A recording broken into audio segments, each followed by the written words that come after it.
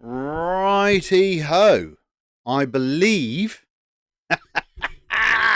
I should be live, but because I'm a technical whiz kid, I didn't I didn't check what I needed to check entirely before before doing this live stream.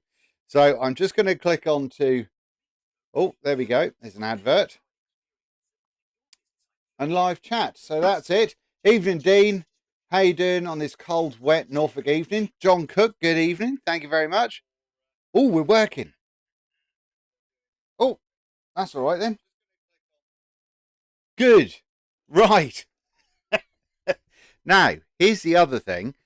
This is my microphone, and it's supposed to be somewhere, but at the minute, I don't have anywhere to put it. There's all sorts of things where I could have done with I could have put it on my blooming boom arm, couldn't I? Idiot. But yeah, so I'm going to have to sort of uncomfortably hold it and see what's going on. But yeah, hopefully we can stick with it. This is, at the end of the day, this live stream is all about learning kind of. I mean, I've done loads of live streaming in my past, but this is about kind of refiguring it out again and figuring out what you guys want and all that sort of nonsense. So, yeah, so let me know in the chat who you are and where you're from. That'd be great. And while you're going to type that in, I'm just going to have a quick little look see. There was a live control room. That's what I wanted. That's what I wanted. Excellent connection. Right, here we go. Jolly good. Take top chat off, live chat. And we should be super. Yeah, here we go. Right, yeah. So there was one screen that I wasn't aware of, or I'd forgotten how to get to, and I was trying to figure it out. And I tried this camera out on a test go earlier on today, and everything was fine. But what had happened was, well, I used a different lead when I came out to plug it in to get going, and it just didn't work anymore. And it was devastating. I started to really properly freak out. So at least, yeah, we're going to have to sort this out. That can't be just massively in the way like that, can it? If it was, I've got an arm somewhere that I could have put it on. I could have used a shotgun mic. I could have wired up my proper pod mic. I could have done all sorts of things that I didn't do. Anyway, let's have a little look and see what's going on. We've got in the chat this evening, Tim Rose. How you doing? Very cold. It is very wet. John Cook, good evening. Tim Rose, hello. We can see and hear you. Sean, hope you're well. I am. Thank you very much. Well, as well as it can be expected. What else have we got going on here? We've got the Wood Gnome. Evening, Dean, from not very sunny Suffolk. Well, actually, I'm in Suffolk now. Only just. I've always been Norfolk, and I've only just got into Suffolk now, which is devastating. I mean, it's wonderful. Then we've got Fat Bloke Outdoors. Hey up.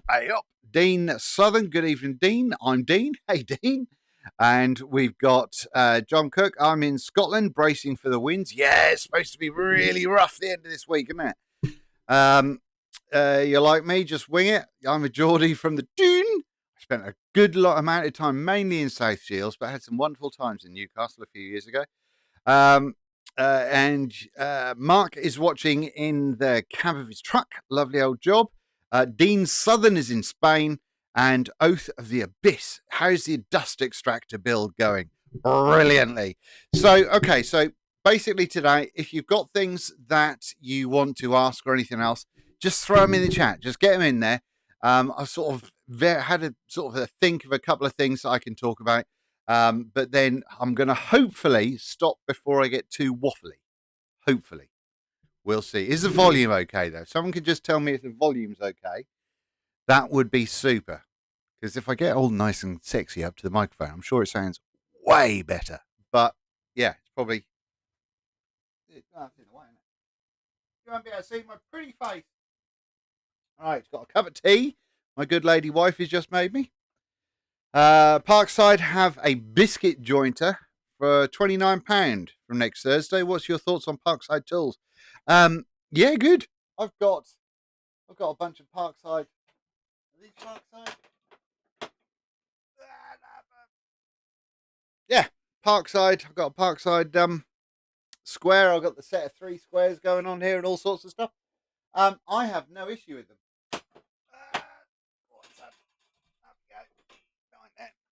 Yeah, I've got no issue with them. I think they're good. I think the only time I've had a Parkside tool that I've really got annoyed with is a couple of years ago. I bought their nailer, like power nailer thingy, and you couldn't put regular brad nails in. You had to get very specific sizes, which were more expensive and much harder to find. So that's the only time. So basically, Parkside, crack on, unless it's got something that needs like a throwaway item, like nails or staples or I don't know something.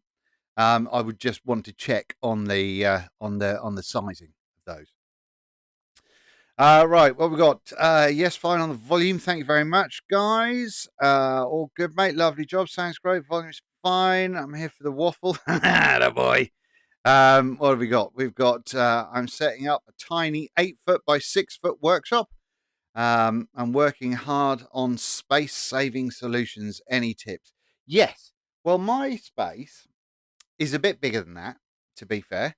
But this is a 2-meter ruler. No, it's not a ruler, is it? The measuring tape. That's 2 meters, and that's it. That's you can't see. You're not wide enough. But yeah, that's 2 meters. So it's I've not got a particularly large workshop myself. This is a normal UK single garage. The best thing, without a doubt, that I did with this setup is to insulate it. And the reason for that is because it's more comfortable, but also it helps protect the tools and stuff. I've had years and years and years, not just with woodworking, but with metalworking stuff as well, of going in a cold old garages. You open up the big door, you go in, and there's wind and it's horrible and it's freezing cold and it's just garbage. I've spent years doing that. In here, though, there's a video on my channel not long after we moved in where I think it's a video after the Evolution table saw review, I think, where me and the wife, we insulated it all. Basically, we just used OSB.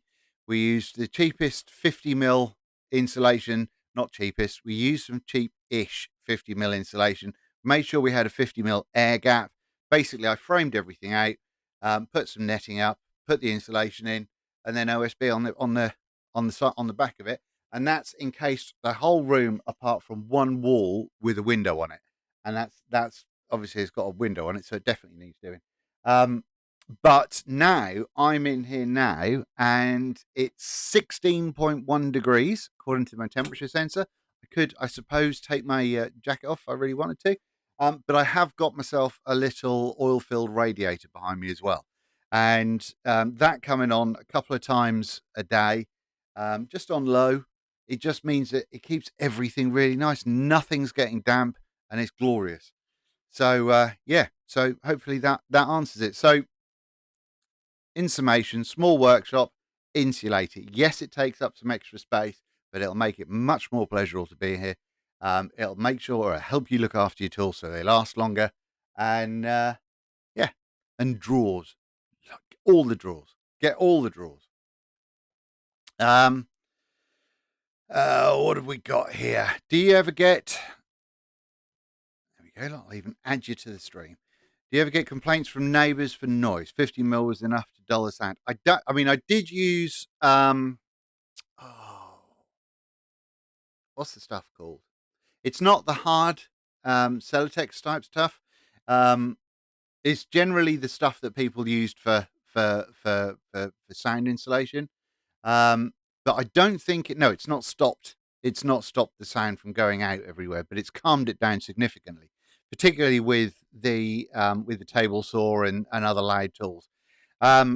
And so, yeah, it hasn't calmed it down a lot, but I also try to be very respectful about when I'm working in here. So I wouldn't be, excuse me, I wouldn't be working in here and fanning around with a table saw at like 7:30 at night, or maybe of an evening on a Sunday, possibly, because that's when people might be sitting down and having lunch or dinner. Sorry. So yeah, I try not to be a nuisance. I try to be thoughtful about when I use it, but at the same time, I've tried to do what I can to reduce noise. Um, right. What else? So hopefully that answers your question, Fat Bloke. What else have we got here? I'm here for the waffle. Did you manage to get the reverse thread on your table saw? Nope, never happened. The only way that was going to happen with that table saw would be if I had a new arbor machined, and that just wasn't going to happen. I couldn't afford that to happen, so that wasn't a thing. And yeah, so unfortunately, I've got the motor. I took the motor out, which I'm thinking about using for a disc sander. But unfortunately, it's just outside in the rain at the moment, just rusting away, which is a terrible shame. But I'm never going to buy any old Rexon stuff again because you can't get spares for them. So that's that. Mark, how you doing, Mark Russell? Quick question, a little off topic, but hang on, how do I add you to broadcast? But I have a question about your 3D printer. I bought the same one, been having warping issues. Do you open up the door, lid open when printing PLA? Nope. It stays closed up and sorts itself right out. Yeah, it's never been a problem. I do use bamboo filament. That's the stuff that I buy, and it's actually really well priced. And so the RFID tag on the filament is red in the AMS, and and then that knows exactly what profile to give that filament. So I haven't really had any warping issues. I think I've had like twice. I've had bed layer adhesion, but not initially. I mean, I have on occasions, um, but half forward, I'll look at see what's happening on the print, and sort of one corner will have lifted up a little bit. But now they have released what's called bunny ears, I think they call them, where you can just put sort of extra rafts or extra sort of brims around the corners that are likely to lift, and that stops that. So yeah, but I just use Bamboo Lab filament. I mainly use a standard profile on everything, and yeah, and literally, I just make sure that it's clean every time I take something out. I clean it, and then close it up. And then when I'm in the house, I can set something away to print if I find something that I want to do or design something. So hopefully that answers that one. Hi John, I have the X1C. Who's John? Oh, there we go. The wood name, right? Yeah. So hopefully that answers that for you, Mr. Cook. John, I have the X1C, which is basically the same, and I leave the door open just a bit and have no problems with warping. Everyone said to leave doors open with because it was a warping issue with PLA. Never have, never been a problem. But that might just be because I've only used Bamboo Lab PLA, and I've used a lot of it. Frank, hello, Frankie. How you doing, fella? You all right? Nice to see you. Thank you very much for joining. What else have we got going on? Hi, Woodwork Designs. Hey, Frank. How are you doing? Hello, Frank. George, I built a 7x12 workshop last summer in the same format as Matt's as Badger Workshop. Fully insulated, dulls the sound, can't do big jobs, but big enough for me. Absolutely. I can't resaw a full sheet of ply, an 8x4 sheet of ply in here. Well, I mean, I suppose I could if I move the table saw's on wheels, so I could move it out, and I might just be able to, but I don't think so. I think it would take out loads of stuff that are on the sides. So, if I have to break down an 8x4 sheet, I'll break it down with a track saw outside when I can. But yeah, so it's a massive pain in the cock having a small workshop, but hey, this is a lot better. When I was a number of years ago, when I was doing the metalworking stuff, I used to have 4, 5, 6 motorbikes in my garage that I'd have to move out and then move one in, whichever one I was working on at the time, and then and try and do everything from soldering to welding to well, everything. And it was a nightmare in a teeny tiny space, and very loud. So woodworking's much better than all that sort of stuff. What else have we got going on? Have you ever used the sound deadening that people use when building camper vans? It's by Dodo Matt, I believe. No. And the reason I haven't is because I do not have much money. So everything I do has to be basically on the cheap. So this is why I try to use reclaimed stuff as much as I can. All of these hardwoods and stuff, there isn't any that are not reclaimed there, I don't think. And it's just I just peruse like Facebook Marketplace like daily, a couple of 3 times a day. And then if I find stuff, I just get very excited and try and go and get it. I had had a good one a couple of years ago where sadly a fella had passed away, but his family said that they had a load of wood in a room. They didn't know what to do with it. And so I think I spent, I don't know, like 20 quid, 30 quid, something like that. And it was a room chocker with Meranti and Sapele. And because it was indoors, it was all dry as you like, but it was all old skirting boards and bits of door frames and all that sort of stuff. And I've still got some of that kicking around now. But yeah, so there's a lot of stuff that you can get online. But also, I always used to think that you can only really use hardwood. And I'm drastically moving forward to the idea of going, well, actually, no, you can probably use softwood for a whole bunch of stuff. And when it comes to softwood stuff, I've got a bit of a penchant at the moment for tables. So I keep looking to see if there's any free tables in my local area. And if there's any free wooden tables, get them.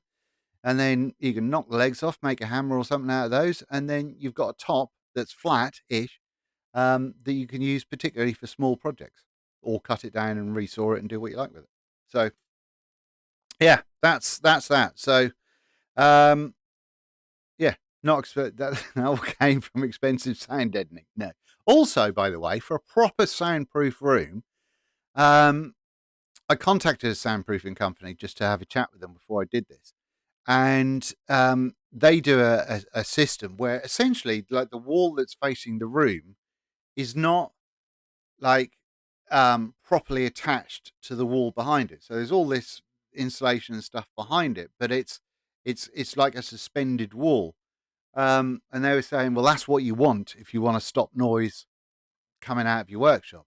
And that's wonderful, but you wouldn't be able to put anything on the walls if you did that. So that's a rubbish idea. So yeah, I just did it as cheap as humanly possible. Cheapest OSB I can. No, actually, most of the OSB is reclaimed OSB as well. Yes, it is. I remember getting all that. So, and if you remember my old workshop, I had OSB around the walls that was reclaimed, and that is being reused here. So there you bloody go. What else have we got? Hoping to make MC for the first time this year. Maker Central. Yes. We definitely want to go. The problem that I have with Maker Central is the health mainly. It's just so exhausting because in my previous life doing YouTube for another reason, I used to go to a lot of kind of events and all that sort of stuff, and they were wonderful.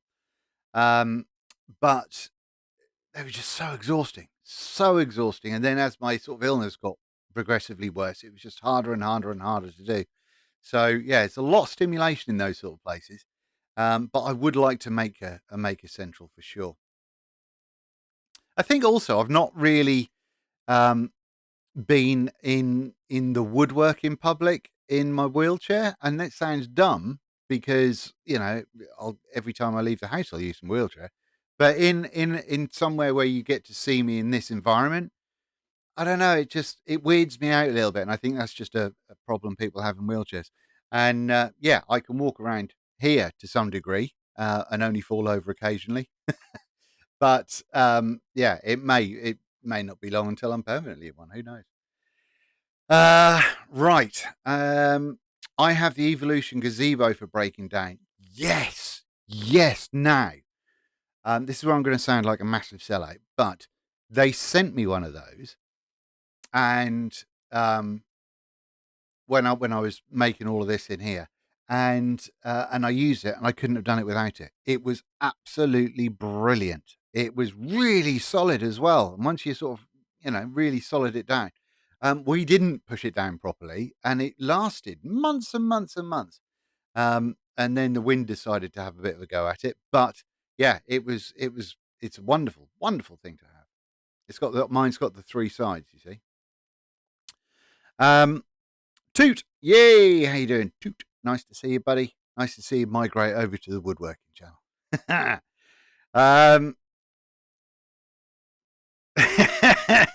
How do you break down sheets with a gazebo? Love it. Oh, royalties in the house. Look, Mr. Rag and Bone Brown's in the house. Thank you very much, Keith. What does it say on your mug? I can't make it out. It says, "Done is better than perfect." There you go. You can just about see that, I think. So there you go. This is a mug, because I was going to get some merch made like a year or two ago. And this is one that I bought, and it's just rubbish. So I never made any. It works for me, but it's rubbish for I wouldn't sell it. But on that merch side of things, I know everybody's bored of lasers. I get it. But hold on, that thing there, right? To be fair, I should have done a video about that already. I haven't done, but I will do. It's just health Christmas bar. That does lasering, but it also does like stuff like crickets do, with like the cutting of vinyl and all that sort of nonsense. It does all of that. It does plotting. It does stuff with pens. It does all sorts of things. And the reason I got that, because I got offered the really posh, really expensive laser. I can't remember what it's called. But I said no, it's pointless, because no one on my channel would gain any interest from seeing that. And also, I don't really cut stuff on a laser, and I'm not likely to cut templates and stuff on a laser, at least not in the foreseeable. So it's pointless me having that. I said, but this bad boy, lovely old job, because a lot of you that watch are makers, and you might make stuff for your friends and family. You might try and sell stuff. You might do whatever. And whilst this one's much more expensive than the last laser I did, this also does different stuff. So I think for me, it's got value, because I can personalize things a lot easier with this laser than my last one. But also I can make vinyls for hats and t-shirts and stuff, or I can print a whole bunch of things. There's actually a screen printing kit that I've got for this as well, where you get these screens, you put your logo on the laser, it lasers it out on the screen, and then you put it in this thing and give it a couple of squeegees, and you've screen printed, which is, yeah, it's good. So I thought it had value. So can't remember what made me think about it, but merch, because I'm going to make my own merch. So hopefully someone buys stuff. Plenty of wheelchair access. Yeah. Oh, I know it's got wheelchair access. Yeah, I used to have a mobility thing in the previous life when I used to go. But yeah, it was just something that it's just weird. Mentally, it's a challenge, but we'll get there. And that's bloody expensive now. It's at the NEC, isn't it? And the parking is nuts.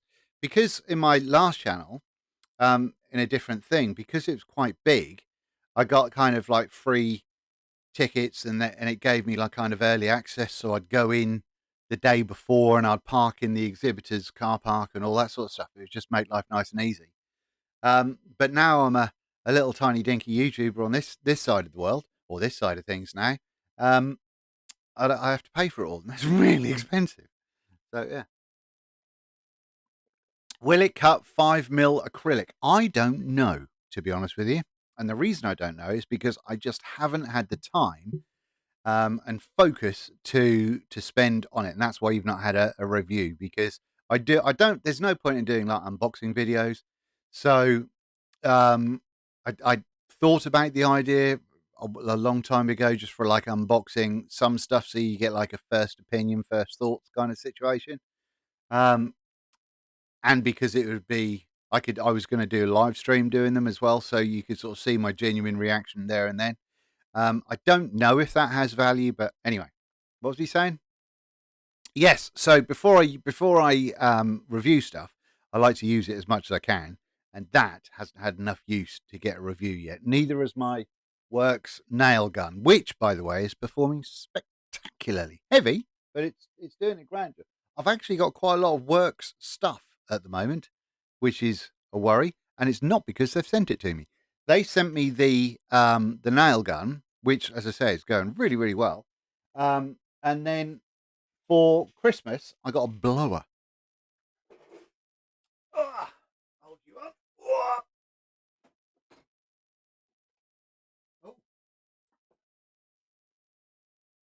Oh, this look.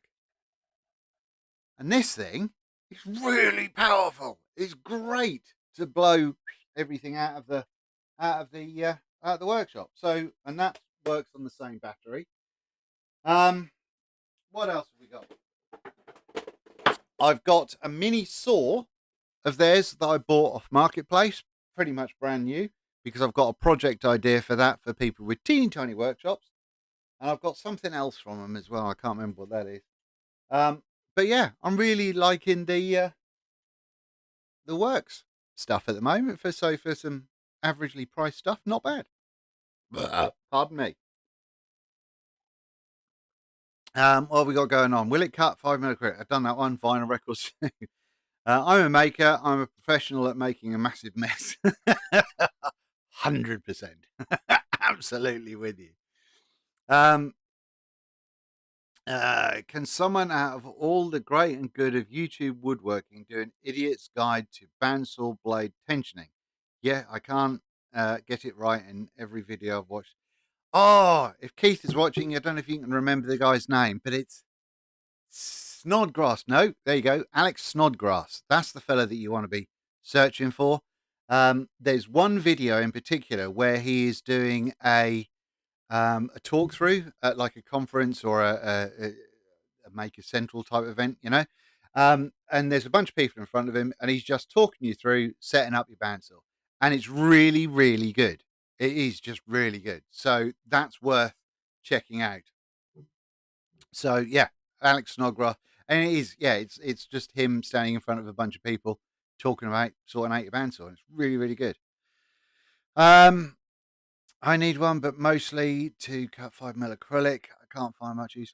I mean, the thing is, with the laser, it's all about the amount of passes, isn't it? So I would imagine it'll cut through a whole bunch of things if you give it 1,000 passes, but I don't know. I still want to do a video setup guide of this table saw because I want to go more in depth with a few things that I found. I would do a setup video with my Kitty bandsaw, which is going spectacularly, by the way. So good. So good. And also, I don't know if is this going to work. Here you go, look, this is the kind of technical stuff that could make everything go horribly, horribly wrong. Like horribly wrong. But I'm going to try it because, you know, got to be in it to win it. Right, camera. If I do that. Oh! Look at that, on wireless. Woohoo! Right. So, I got to take my microphone with me. I would definitely say, if you don't have one, make yourself a bandsaw sled because it just makes life way easier. Way easier. It's so, so good. But yeah, because my Kitty 613, sort of a fair old lump, but look at that. Look at that cutting distance. It's huge. Anyway, now, will it allow me to come back to the ZV-10? Yes, it will. Oh, God, that's a bit. Oh, look at that. I get excited when I don't break stuff. Yeah, so the setup of that, because normally the gullet sits in the middle of your bandsaw wheel. And the reason for that is because the tires have got a slight crown on them, a slight concave top to them, whereas the Kitty does not. And so the Kitty, the teeth sit so the edges are just off, so it doesn't stop their kind of their set, if you like. Yeah, so it's pointless me doing one, but yeah, Alex Snodgrass, that's the one you got to look for. What have we got going? Bandsaw setup, the anally retentive. Oh, careful, Dean, talking about getting blown. Better out than in. Bloody right, Dave. Alex Snodgrass, yes. There is a delay, by the way. If you're new to live streams, you can type it, and it might take me kind of 15, 30 seconds to see what comes up. Jay, how you doing, old buddy? How you doing? Nice to see you, mate. Mark Pullen, hi Dean, nice to see you. Hope you're well and not having too many pain issues. I have been, but you know, it is what it is. If anybody, I don't want to go on. This is the thing, you see. This is the thing. If you're someone like me and you want to help people with physical and challenges and all that sort of stuff, then you want to do so, but also you don't want to annoy the crap out of everybody else watching just by going, oh, I'm really ill again. You know what I mean? So if anyone's got any questions about my fibro or AS or how I do any of this sort of stuff, you throw them, you know, right in, crack on, because I know it can be quite confusing when there's me here being, you know, that I could be absolutely knackered by it. But you can see me stand up another day and you know, so I get that it's confusing. Getting more professional with multi-camera views, you know it, sister. I'm getting a bit warm now. What else? I've said for probably a year, I bought this ages ago. Now, that's not going to... See that? That is a multi-tool, right? So it does this. It's got a knife in it. It's got like a fire starter. It's got various bits and bobs. This is one of the best things I've bought. Just one of, because it's even something as daft as that. I thought it would be a little kind of bit dumb, you know, but I've actually knocked plenty of nails in with this, particularly when I don't want to have a big hammer. And I've also taken out a lot of nails with this because it's got a little baby claw. Yeah, so there's that. Right, what else have we got? What's the noise like on the kitty compared to the Elu DeWalt that I think you had? I can start her up now. No, I can't because she's not plugged in. It's much better. It's much better. It's a lot quieter. It's a lot quieter. I mean, it's still loud, but it's a lot quieter. It's not as rattly and horrible as the other thing. I loved that Elu, by the way. I really did love it. But yeah. There you go. Frank's coming in there with the solid laser info. Good on you, Frank. Thank you very much. Good stuff. So yeah, anything else? Just drag on in. Any other questions? Do let me know. Now then, other things that are exciting. Someone asked earlier on, who was it? I want to find out so I can answer your question and not be a miserable, grumpy old bugger. No, I've lost it. So it turns out I am going to be a miserable, grumpy old bugger. Somebody asked how the dust collection was going, and spectacularly, absolutely, I am genuinely stunned at how well it works. Genuinely stunned. I think the last time I was out here, I was designing and 3D printing a couple of kind of adapters that I could go adapter from 100mm to 2 lots of 50mm. So I could have actual dust collection on the bandsaw. This bandsaw has never seen dust collection like it's currently got. These kitty bandsaws are rubbish for dust collection, but this is going really well. But yeah, whether I'm using the 1 or the 2 motors, it's working so well, and the suck on it is ridiculous, absolutely ridiculous. I will be doing a video on it and just letting you know what I've done. And yeah, I want to do that relatively soon. I'd hope to have done it before now, but I will do that relatively soon. So there's that. I will hopefully this weekend, if it arrives. What's the date today? 23rd. What date should it arrive? I've got. Oh, that's no good. I've got something coming. Excuse me. On in the next couple of days, which is going. Here you go. Look, multicam again. Woo! Calm yourself down, Dean. Whee! Right. What it's going to do is replace that, because that dust collector that I made out of just a regular old fan did a real surprisingly good job. A surprisingly good job. In fact, if I show you the state of the filters,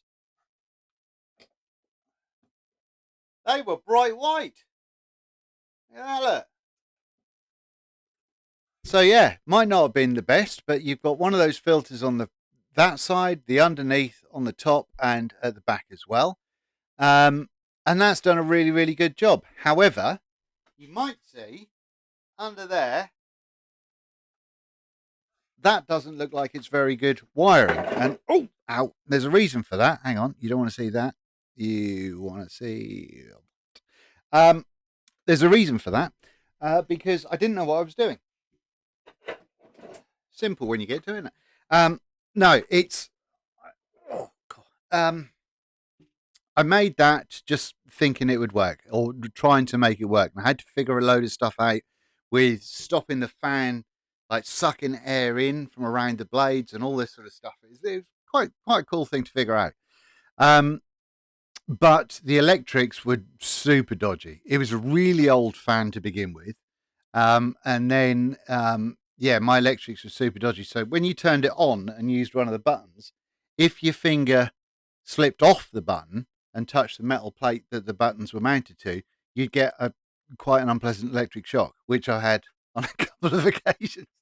So yeah, but it's broken now anyway. So that's got to come down. So I would love to get one of those record power air cleaner things that people have in their workshop, but they're 150 quid, which is good. I mean, it's good price, but still, it's 150 quid.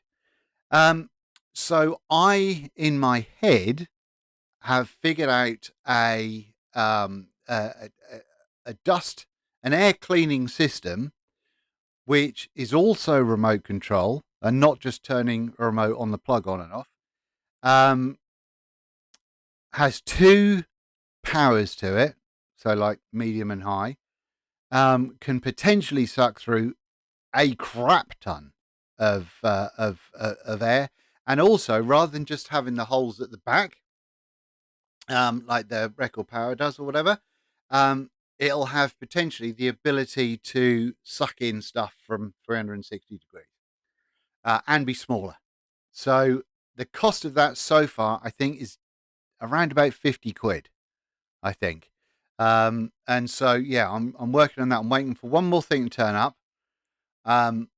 It's too big for what I need. I could have got the smaller version. You'll understand all this, but I could have got the smaller version, saved like 2 quid. But as always, I thought, well, no, go big or go home. So so there you go. So that's going to be going. And I will be doing a video of the making of that, because it's super easy in my head.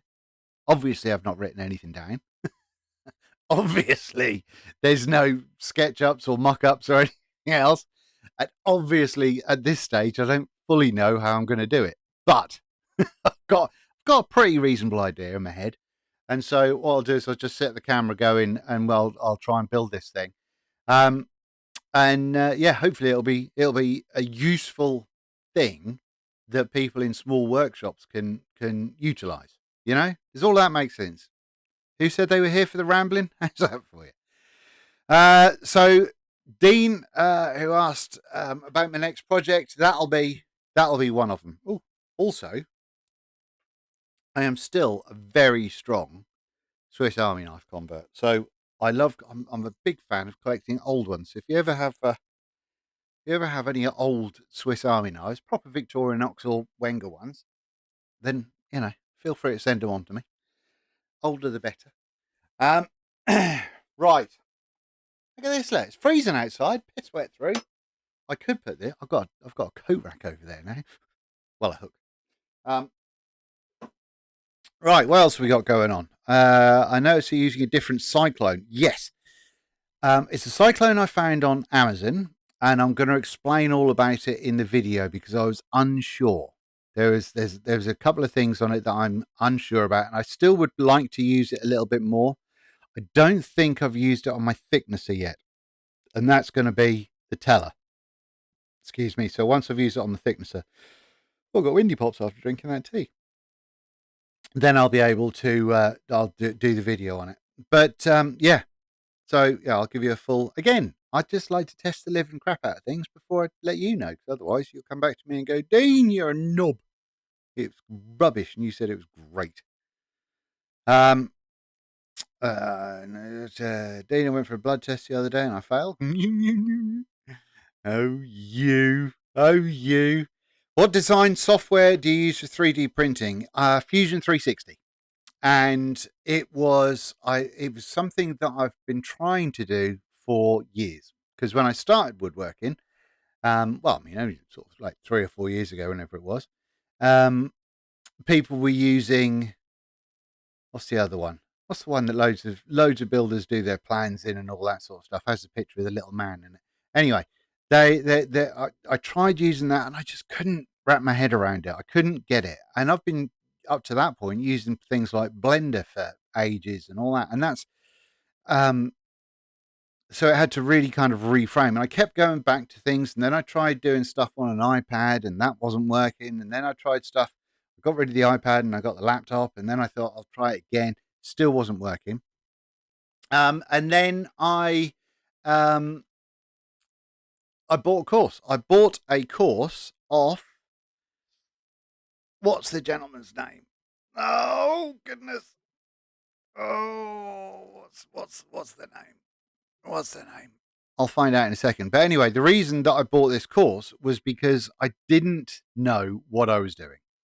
And because I didn't know what I was doing, it was something that I'd have a go at, and then I'd follow stuff on YouTube videos, and then I'd get a little bit of the way in and I'd go, all right, yeah.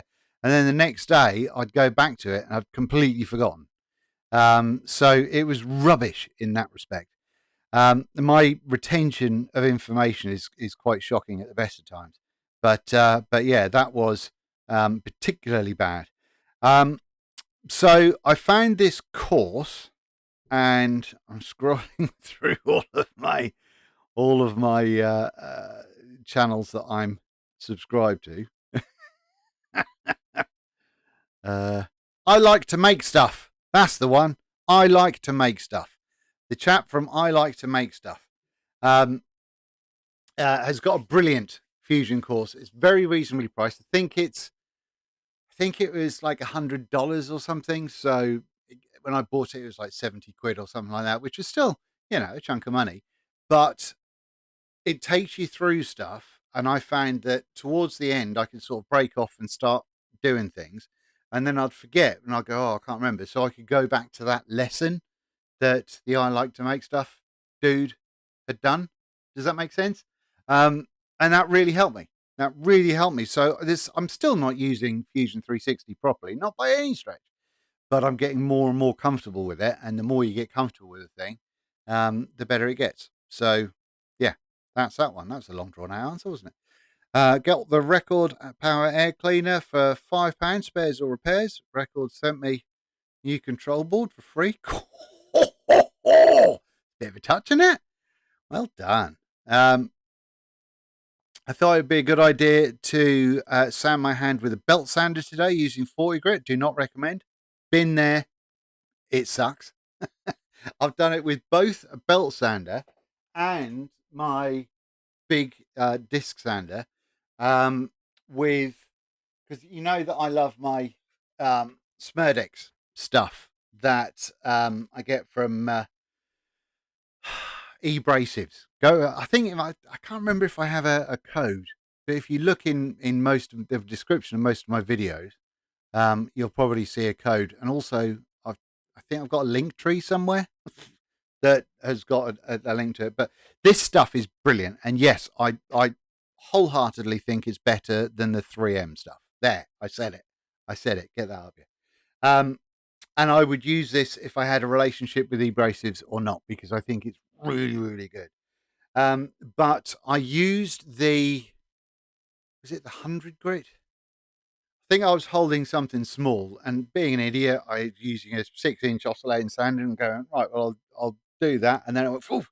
And yeah, it took a whole bunch of skin off, because this sandpaper or sanding stuff is amazing. So yeah, there's that. Robert did the I've hurt myself so many times. But I think pretty much every project I've managed to bleed on at some point. Pretty much. I used an angle grinder on my chin once. That's not to be recommended. I had a friend who bought a bungalow to rent out, and he had a grinder and thought he'd remove a tree stump by attaching a saw blade to a grinder. That didn't work out well, as you might well think, and it just sliced straight through his ulnar, so one of the bones in his arm, and he had to sort of cover it up and walk over the road to his house and get his wife to sort things out. SketchUp, yeah, that's the one that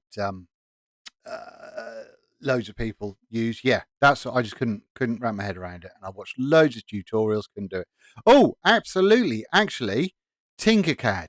That's a fantastic first way to get into design, whether you're going to use lasers or 3D printer or not. If you just want to kind of you get measurements and use it for laying stuff out. I've used Tinkercad to plan rooms, like where furniture is going to go.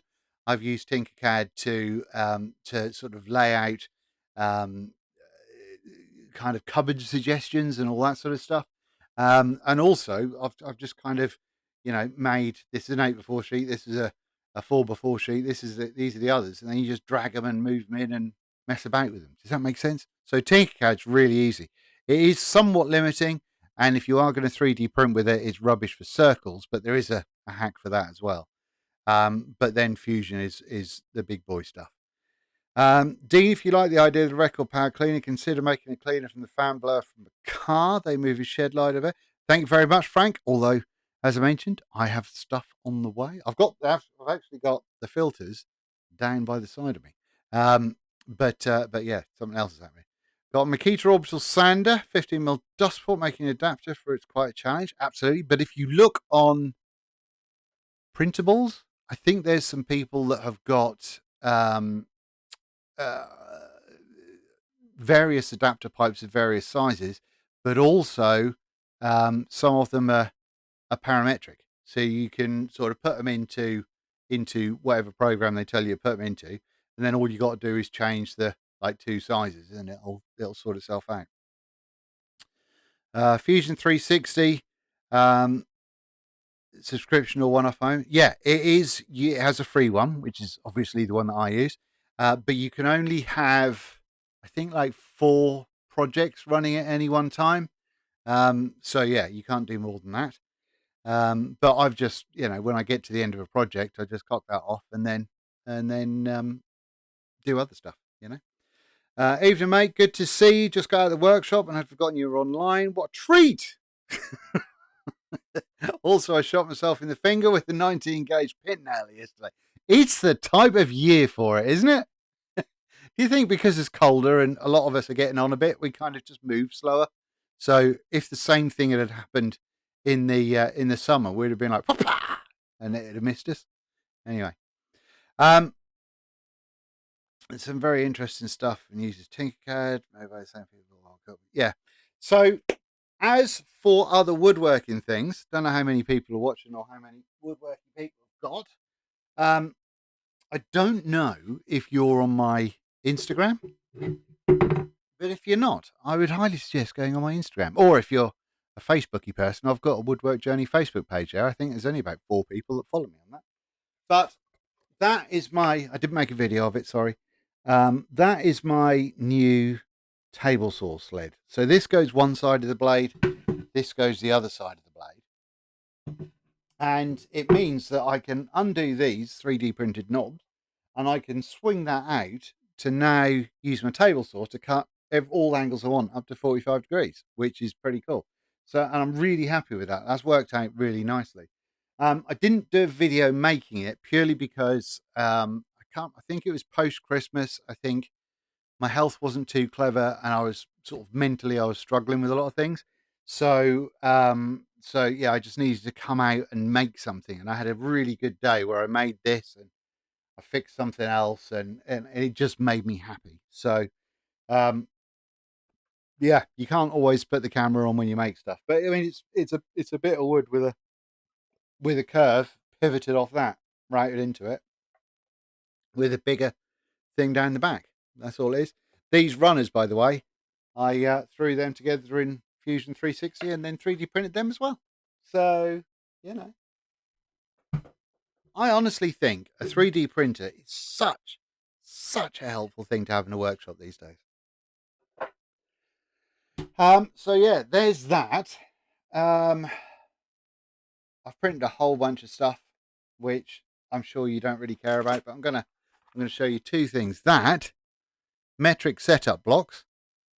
You print the box in different pieces, but everything is 3D printed. There's no screws or anything. Everything's got. I know you can't see it, but that says 15 mil on there in big light green letters. It's just, I mean, how good is that? I made this the other day. Look at that. It's a tape dispenser. What? Just 3D printed it. Saw it online. Thought that looks good. I'll print that, and I did. That's awesome. Right, what else are we saying here? Let's just have a little squashy poos.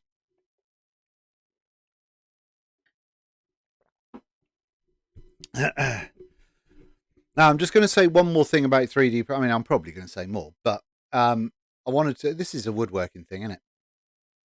So I want to talk about it. But who says? Here we go. Is a 3D printer really a good tool in the workshop? I was thinking of getting one. Fat bloke.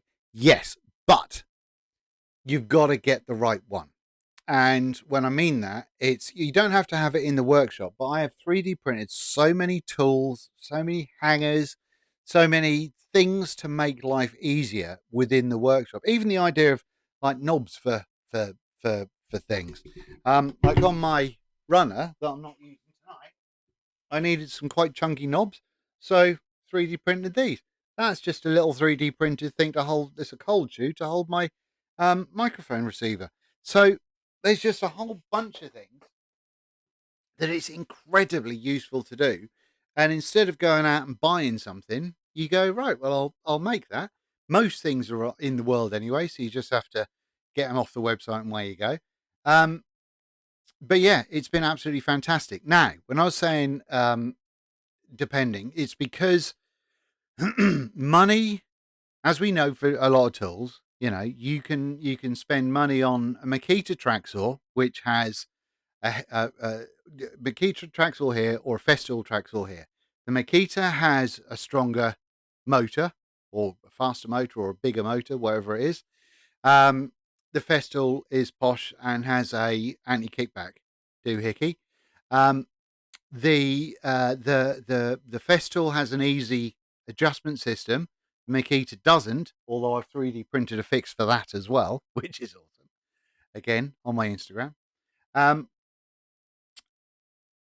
so, yeah, you could get tools that will do the same job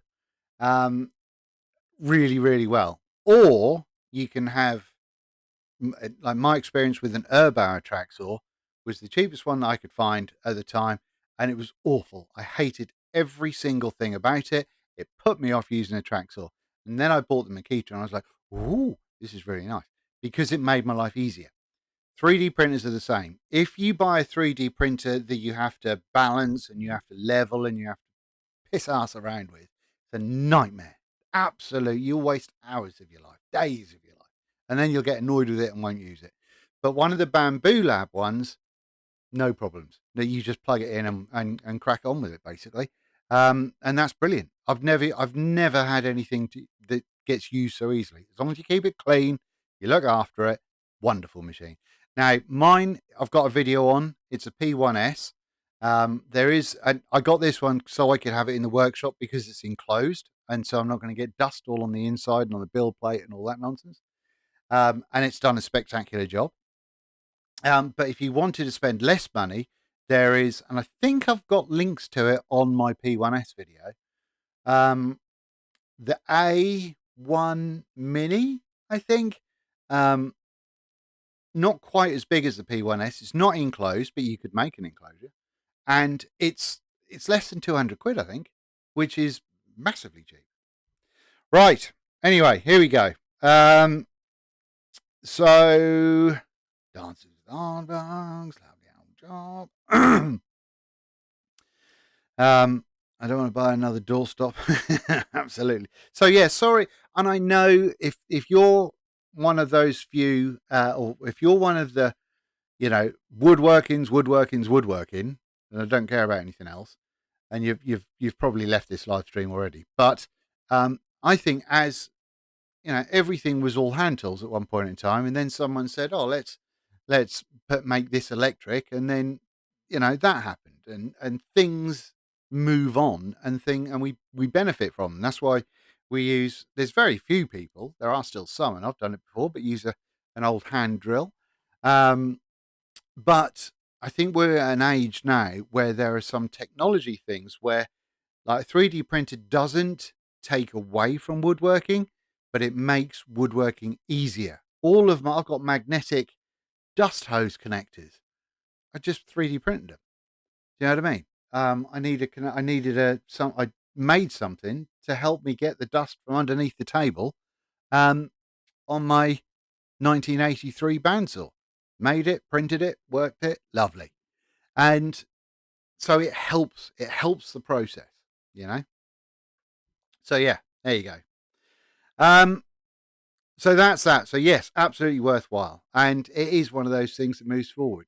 And I think it's worth having. Do you need like a biscuit joiner? No. Do you need whatever that Festool thing is? No. Do you need a massive laser? No. You don't need any of those things. All of those things can help make your life easier if you're doing something that would utilize them. But if you're not, then don't make any difference. Whereas with a 3D printer, whether it's stuff for the workshop or the house or the car or whatever, there's always stuff that can come in useful with. Right. So shall we try? If anyone got any woodworking related stuff, questions, do let me know. Do let me know if you have. I've got a little bit of a chaotic area down here at the moment. I'm still kind of getting to grips with how to set everything out in here, and it's a bit of a challenge at the moment. I think I'm pretty happy with the way things are at the moment, but I tell you what's been nice as well, having the TV in here, not to just dick around with TV, but I put when I was making that table saw sled, I put on a new Yankee Workshop playlist on YouTube, and it was brilliant. I just had that fella who's got a very sort of Bob Rossi voice anyway, just talking away in the background. It was lovely.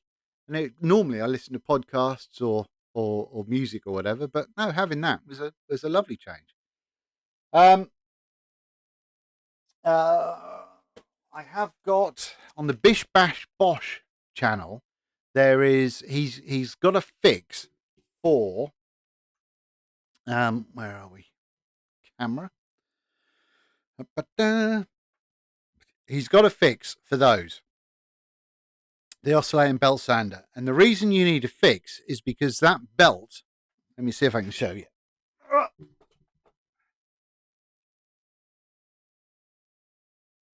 don't know if you can see that.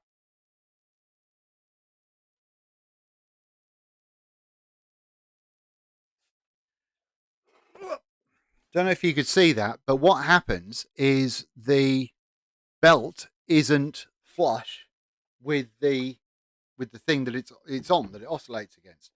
And the problem there is I made a cutting board for a Christmas present, and I'd cut 120 pieces of wood out with 30-degree cuts to make them parallelograms. And then I just cut them and I used my Hyundai miter saw. I made sure that it was all set up correctly and what have you first. I used that, did a brilliant job. It was pretty much perfect, but I thought just to make sure that it's perfect, what I'm going to do is I'm just going to run each edge on the sander, and then that's going to allow me to make sure that everything fits nice and snug and tight. Lovely. And so I did that, 120 pieces, went through there. And then when I tried putting them together, realized that because that movement in the belt, it meant that when you pressed in, it went down and it kind of did this. The belt kind of did this kind of thing. Does that make sense? So rather than being flat like that and it just going against a flat thing, it kind of went up like that. And it meant that it bellied every single one of those 120 pieces, every single one of them. And so it looked like a nightmare, and I hated everything, and I wanted to cry.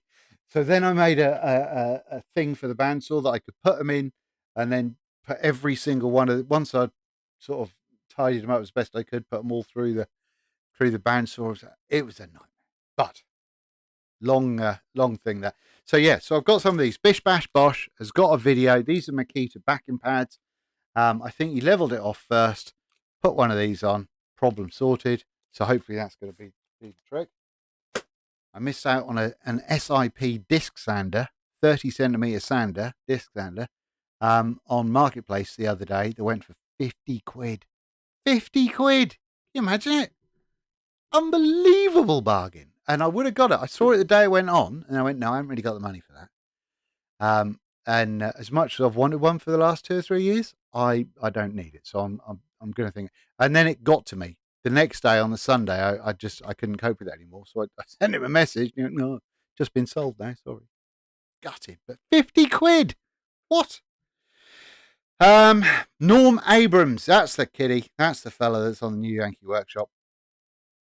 3D printing is great, but some people do let it destroy their creativity. Oh, 100%. Yeah. I mean, you could do all sorts, couldn't you, really? I mean, using dowels isn't as pretty as using dovetails, I guess. So anything is dependent on how far you go with it. With your dust extraction, are you planning to duct it? I'm setting up my... No, I'm not. Cameras again. Here we go. Right. So that's it over there. Okay. And you can see that I've got that big hose just kind of hanging around there. I can't zoom in, but on the end of it, I've got a magnetic doohickey. And there's like a floor scoop at the end of that at the moment, at the end of that big pipe. And so when I need to put it on other things, because it's a small workshop, what I'm doing is I'm just taking off the floor. Let me show you the floor thing.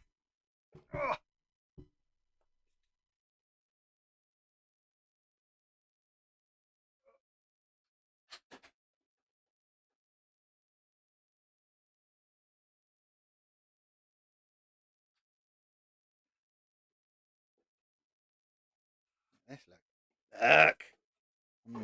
Oh, that's a bit of a camera inception moment, isn't it? But yeah, so that's what I'm using over there. But then when I want to use it on something, I hoist that thingamajig over here. And then down there, you can see that I've got a green one. A green one that I 3D printed there. And then I designed that 100mm to 250mm there. And that's what goes up to the bandsaw. So when I want to use the bandsaw, I just pull that, the whole, I don't know, 1.5 meters, 2 meters from there to there, connect it up, and jobs are good. And I've got the same sort of thing on the back of the table saw. So, yeah, and the reason I've gone with that, oh, and also, by the way, I have got this vacuum behind me, this Hyundai one that I reviewed ages ago, and you can see that my sander is on it because that's basically sort of next to this little workbench, which I do quite a few bits and pieces on, and that is just permanently connected to the sander because it seems daft to move a big thing like that. That would do a grand job on the sander just with a single motor, but it's a lot of hose unnecessarily. So I'm using that just to be here, you know. Um, so yeah, that's the way that I'm using it, and it seems I thought it might be a bit of a ball ache because I loved the idea of everything being piped in, but this workshop is so small that using 4-inch pipe all over the place is gonna take up space. It's gonna be really ugly, and I don't think it's going to be necessary. You know, so yeah, that's where we're at. Hopefully that answered that for you. Um, Let me know if you got anything else to ask about that one, John. How do I get my table saw blade to 90 degrees? The best I can do is 87. There is a... Right. Is it an Evolution one? Mark? Is it an Evolution one? If it's the Evolution... Well, I mean, a lot of them work the same. But here we go. Super helpful again. Ba-ba-ba. See that there? That is a cambered nut. Washer. So if you turn that Allen key, that will come out and in. And there's one of them on both ends, both sides. Yeah. So you can turn that and it will either reveal more of the washer, so sort of it'll be a stop sooner, or less of the washer and it'll be a stop later. So like that. Hopefully that helps. Look at me, look, doing stuff and helping people real time. So yeah, let me know, Mark, if that answers that question for you. Definitely need TVs in the workshop. Absolutely. And not just for porn. No, never do that. You never want to be caught in here, tool in hand. I need to make some tables for a customer. He wants a high gloss finish on them. Not sure what to use. Any advice? I really am not the sort of person to be listened to. And as Dean says, a lot of people use epoxy, but I think you can get a wonderful shine just with polishing and using the right stuff. So, once you've got your finishes on there, using one of them like a big old buffing wheel and going through the grits of that until you're using until you're just using paste basically. I have managed to make just pretty much just bare wood look really, really shiny and really sort of catchy, which is lovely. So it's worth doing if you've got the patience. Then just polishing stuff to within an inch of its life, and I mean going up to like, I don't know, 3,000 grit, 6,000 grit, whatever, 10,000 grit, and it can look absolutely glorious. But otherwise, yeah, you could throw some epoxy on it and that'd be a quick fix, but I wouldn't want to do that at this time of year.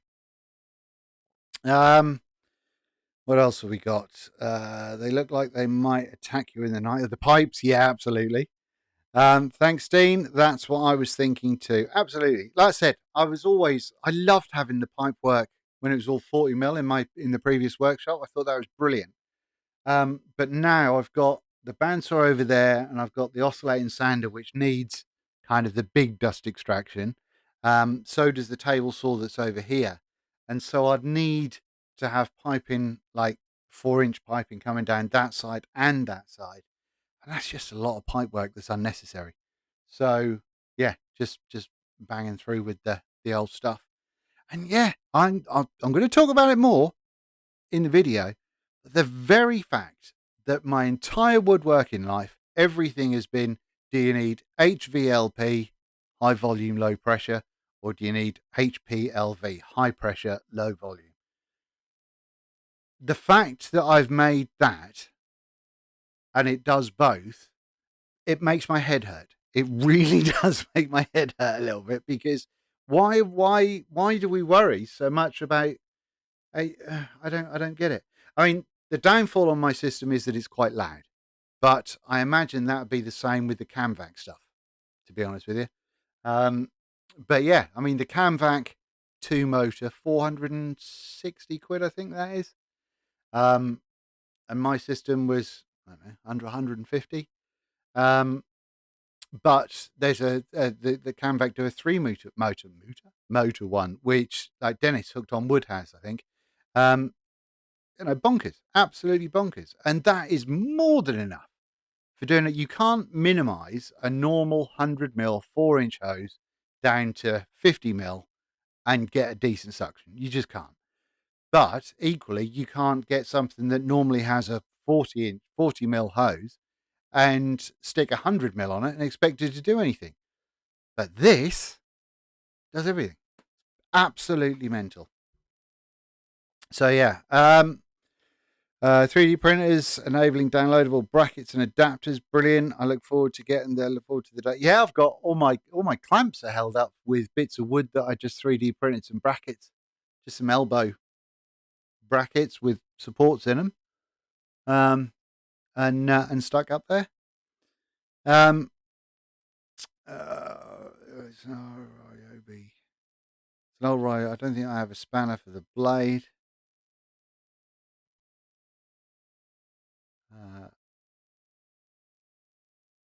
You've just been on about doing, but I can't find one. I've looked everywhere for the stop. You've been.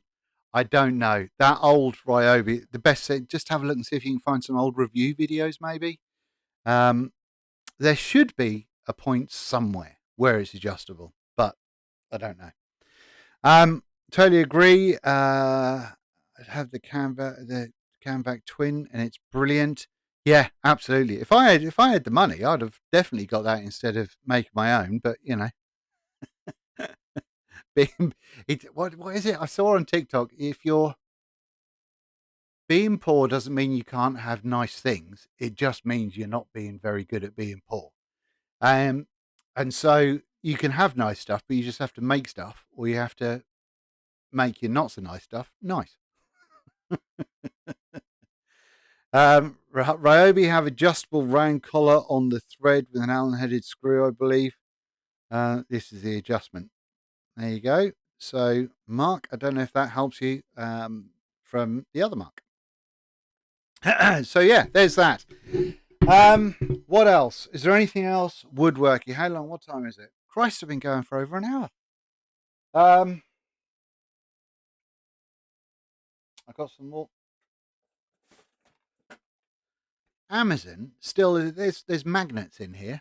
What are they? Massive magnets? I hear you say no. They're teeny tiny little magnets. Nice work, Amazon. I'll tell you what. This is another thing. Just randomly, I made this mallet. Okay, this was a bit of hardwood that was in pieces, and I'm not entirely sure I know what it is, but it's really heavy. And I just sort of cut the ends off. I stuck a hole in the middle of it. I used my dowel maker to make a 20 mil hole. I think it was it 20 or 18, something like that, on the end of this stick now. And I've got, it's wonky as you like, but it's a brilliant, really heavy little hammer. I've got loads of hammers that I've made, and I love them. If you don't make your own hammers, what's up with you? Because this one as well, I got flat on that side. Should I need it? Well, flat-ish. And then this side has got more of an angle on it. Oh, you see, making stuff. It's the way forward. How are the home improvements coming along? Really good. I mean, slow. Keith, thank you very much. For those of you that may or may not know, we moved in February last year. I think it was February, April. Can't remember. And when we bought the bungalow that we're now in, it was just horrific. It was disgusting. So basically, I had to pull everything out. And when I say everything, I mean like fixtures, fittings, switches, lights, plaster. And I redid the entire bathroom. Me and the wife redid everything. And yeah, there's still bits of finishing off, but it's pretty good. It's pretty good. The kitchen's a mess. I've got plastering to do in the kitchen and a few other bits and bobs. But that's the other thing with my spine being the way it is, and all the other aches and pains. It's really hard to plan when I can do that because um, it's got to be a good day for a start, and it's got to be something where kind of the day or for the following week after I haven't got anything planned because I probably won't be able to do it because I'll be stuck in bed in agony. So yeah, it's I've got a load of plastering to do in the kitchen. I've actually got some brickwork I need to replace in the kitchen as well. So yeah, the kitchen is and all the kitchen cabinets. I made a whole new kitchen out of plywood, and none of that really fits. We've got a larder, big floor-to-ceiling larder, and I thought that was straight, but the door kind of sits like that. So there's a gap in there, and I don't really know how. It was plumb and straight and square when it was in this workshop, but as soon as it got in the house, it went tits. Right. Thank you very much for the thumbs up that I'm getting now and then. I appreciate that. Right. 3D print an exosuit like Ripley and Aliens. Yeah. Festool have got that exosuit now, haven't they? I wouldn't be able to stand up with the bugger. It's really clever though. There's people that make these sort of like hands and stuff with moving fingers for people that haven't got hands and stuff, and they just 3D print them. It's so good. Does anyone know what I can do with the blocks when you strip pallets down? I have hundreds of them. Glue them all together. There is a YouTube channel, Dean, called Jesper Makes, and he's done stuff with the blocks that come out of pallets before.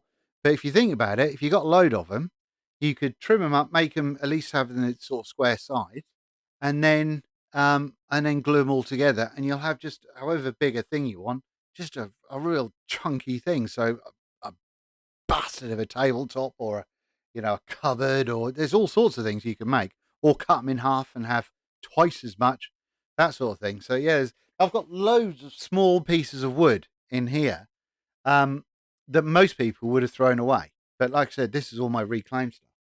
And with all of this, basically my plan is to just glue big swages of it together to make stuff with. And that's it. If you're not watching him already, go and check out Epic Upcycling on YouTube. He is amazing. I mean, his tooling, his foresight, his planning, just absolutely stunning. Everything he does is brilliant, and most of what he does is out of pallets. Pallets. I mean, his workshop is full of exquisite drawers and cupboards and things that he's made. All by hand and mostly from pallets. And he even did things like using copper from what's that tank you have in your house? We haven't got one. That holds hot water. It's not an insulation tank. the big tank that's in your house that holds hot water. He had an old one of them, but because it was made of copper, he cut it up and then used loads of that in one of the builds. Amazing, absolutely stunning. Go and check him out if you're not already. Epic Upcycling. His videos will make you want to cry. What are we talking about now? I think you covered just this IP saw videos, 3D print SSC. So Dean Southern, cut them up, stick them together, make something. Contact Vicky. She can plaster. I've plastered most of our house, so I plastered the ceiling in our bedroom. It's not very good, but I plastered it. Got rid of an Artex ceiling. Dean, could you? Hang on, Dean. You could cut an angled slot in them to hold mobile phone. My wife uses one every day in the kitchen. Yes, you could. And also, here's the thing: if you've got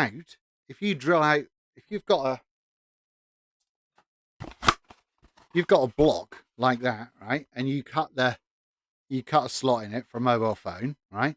At the bottom there, if you could drill that out and have a hole that comes out to the front to a larger hole, then that would actually, if your phone's in portrait, it would act as somewhat of a kind of a cheeky little speaker as well.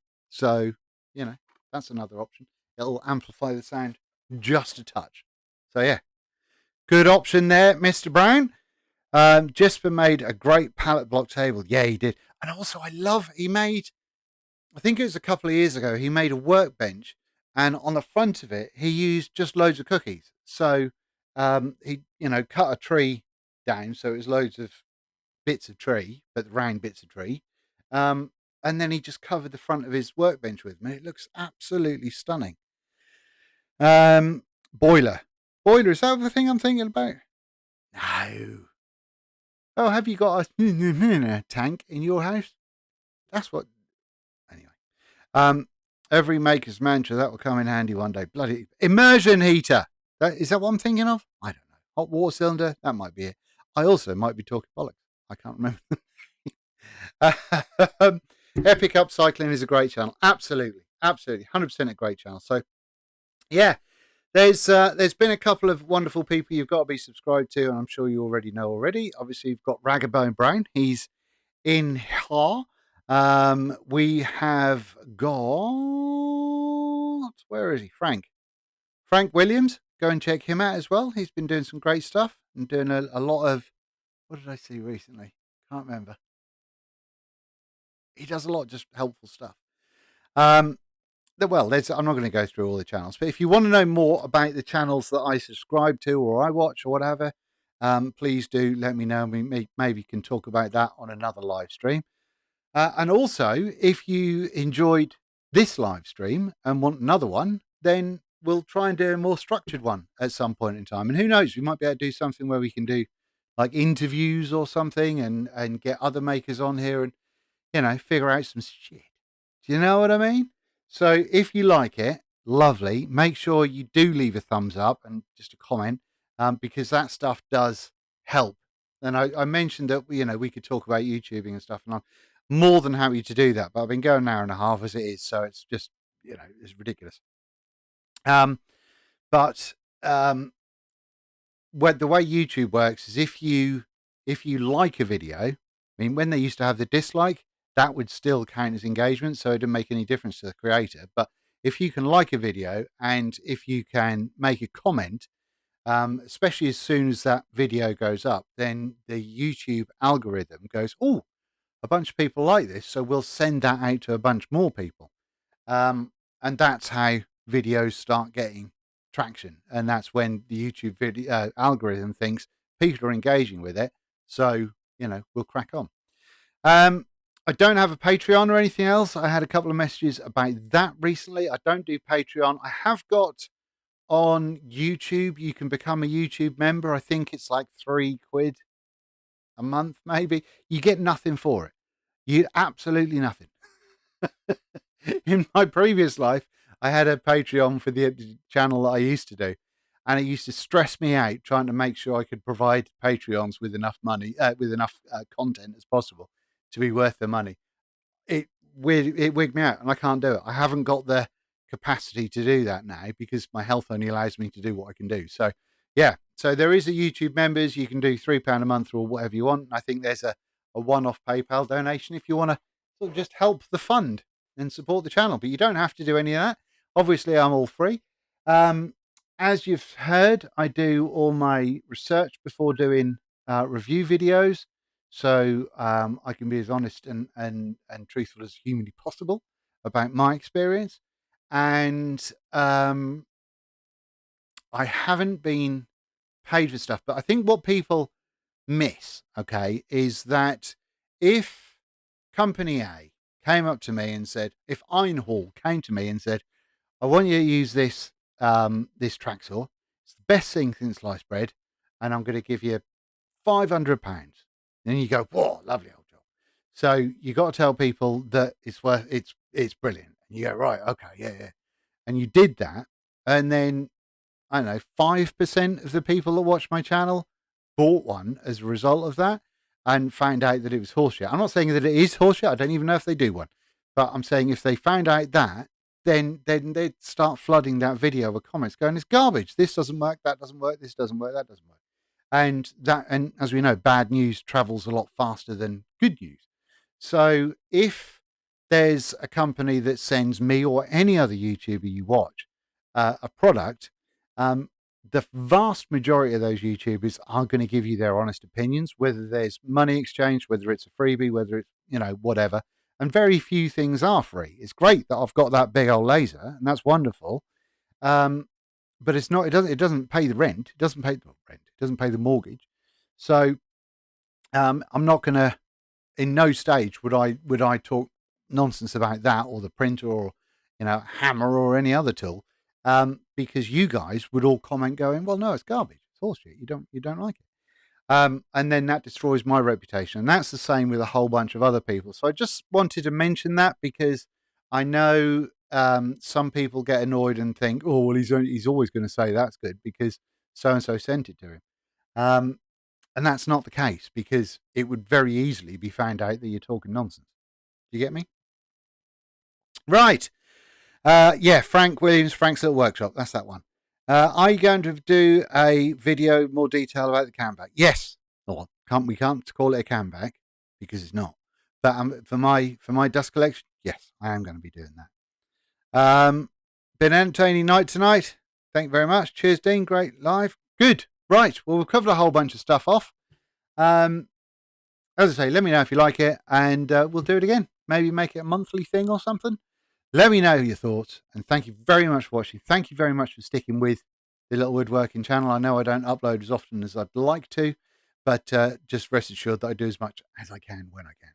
And that's about it. Thank you very much for hanging out, and I will see you very soon, I hope. Right. I'm going to do the, I'm going to turn it off now. Is it going to turn off halfway through me talking though? Probably. Right. See you later. Bye-bye.